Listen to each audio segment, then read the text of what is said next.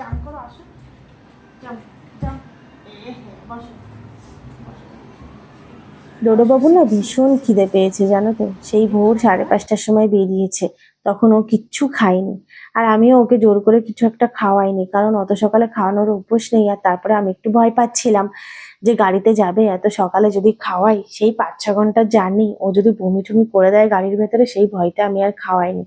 তারপরেও আমি যখন কোলাঘাটে পৌঁছাই, আমরা ব্রেকফাস্ট করার জন্য নেমেছি, তখন ডোডোকে বলেছিলাম যে তুই একটু বিস্কিট খাবি। ওর নিজের বিস্কিট আর জল আমি নিয়ে গেছিলাম আলাদা করে, যে ওকে গাড়ির মধ্যে খাইয়ে দেবো। কিন্তু আমার ডোডোবাবু তো আবার ভীষণ নকরা, নিজের বিস্কিট ওর পছন্দ নয়, আমাদের বিস্কিট খাবে। ও বিস্কিট খায়নি, আমিও আর জোর করিনি, শুধু একটু জল খাইয়ে দিয়েছিলাম যে যদি বমি করে তাই। তারপরে একেবারে মন্দারমণি এসেই ওকে খাওয়াবো। যেই মন্দারমণি পৌঁছেছি, আমরা রিসর্টের ভেতরে ঢুকিও নি, ঢোকার আগেই ডোডোর জন্য খাবার অর্ডার করেছি, যে ওর খাবারটাই আগে যেন দিয়ে যায়। 11:30টার মধ্যে আমরা মন্দারমণি পৌঁছে, মানে 12টার মধ্যে মোটামুটি আমরা রিসর্টে ঢুকে গেছি, আর 12টার মধ্যে ওর খাবারও দিয়ে গেছে। আগেই ওকে আমি খাইয়ে নিয়েছি কোনো রকম একটু চেঞ্জ করে, জানো তো। দেখো, ডোডো আমার নর্মালি সলিড মাংস খায় না, কিন্তু আজকে আমি এই গরম মাংস একটু যেই সলিড মাংস ছাড়িয়ে ছাড়িয়ে মুখে দিচ্ছি, ও টুকটুক করে খেয়ে নিচ্ছে। মানে একে তো খিদে পেয়েছে, তারপরে মুখের সামনে মাংস দেখে পাগল হয়ে গেছে খাওয়ার জন্য।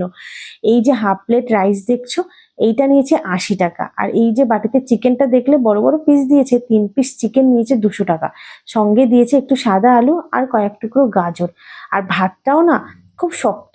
আমাদেরই ভুল, আমরা যদি বলে দিতাম যে ভাতটা একটু নরম করে দেবেন, বলিনি, সেই জন্য মানুষ যেমন শক্ত ভাত খায় সেরকমই দিয়েছে।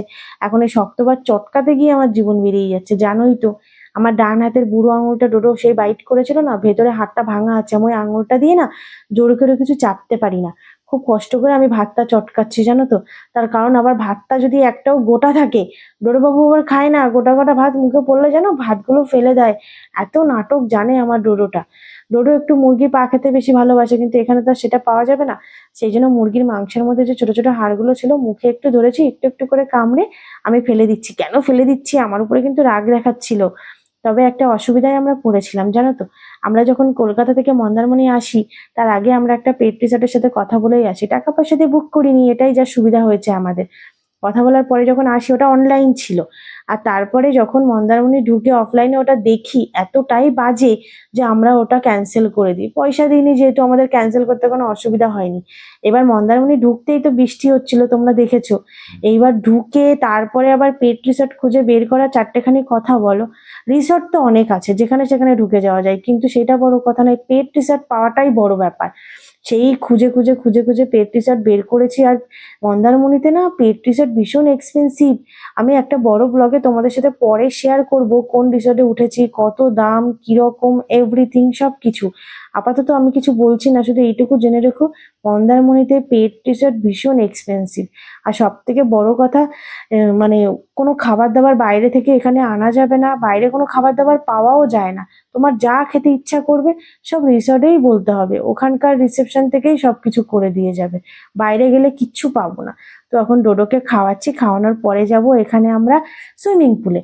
তবে এটা পেট রিসর্ট হলেও সুইমিং পুলে কিন্তু পেট নট অ্যালাউড বলে দিয়েছে, যেহেতু আমরা একটু নামবো তাই ডোডোকে নিয়ে যাব, ডোডোকে নিয়ে আমরা পাড়ে বসতে পারবো বলেছে। চলো আজকের ব্লগটা এখানেই শেষ করি। সুইমিং পুলে কি হলো না হলো পরের ব্লগে তোমাদের সাথে সবটাই শেয়ার করবো।